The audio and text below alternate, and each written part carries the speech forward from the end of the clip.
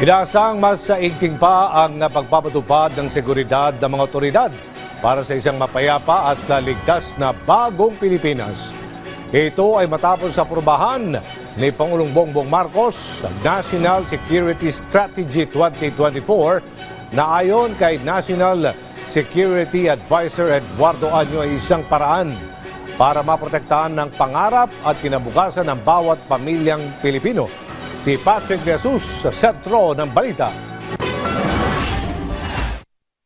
Mas magiging komprehensibo na ang pagtitiyak ng mas ligtas at iisang bansa sa ilalim ng National Security Strategy 2024. Inaprubahan nito ni Pangulong Ferdinand R. Marcos Jr. sa isang pagpupulong sa Malacanang noong nakarang linggo na dinaluhan din ni Executive Secretary Lucas Bersamin, Special Assistant to the President Antonio Lagdameo Jr. at National Security Advisor Eduardo Año. Sa ilalim ng National Security Strategy ay may patutupad ang National Security Policy 2023 to 2028 ng Administrasyong Marcos Jr. alinsunod sa Executive Order No. 37.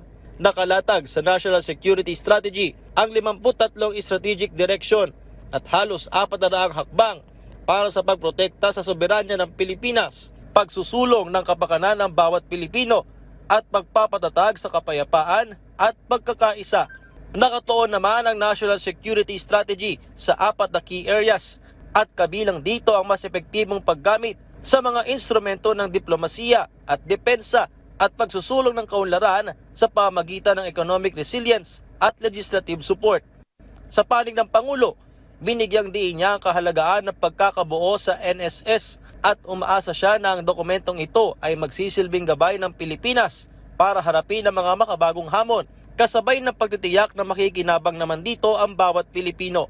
Isa rin sa importansya ng NSS ang collaboration na alinsunod sa Philippine Development Plan na nagbibigay halaga sa whole of nation approach o sama-samang pakikiisa ng gobyerno, pribadong sektor at komunidad sa pagkamit ng pambansang seguridad. Kabilang sa bibigyang prioridad ang investment sa edukasyon at kalusugan, pagpapalakas sa pamahala at paggamit sa teknolohiya para mapalakas ang ating depensa na naglalayong protektahan ng mga kritikal na industriya, suportahan ang paglago ng ekonomiya at pagsusulong sa soberanya ng Pilipinas, kasabay ng paglikha ng oportunidad para sa susunod pang henerasyon.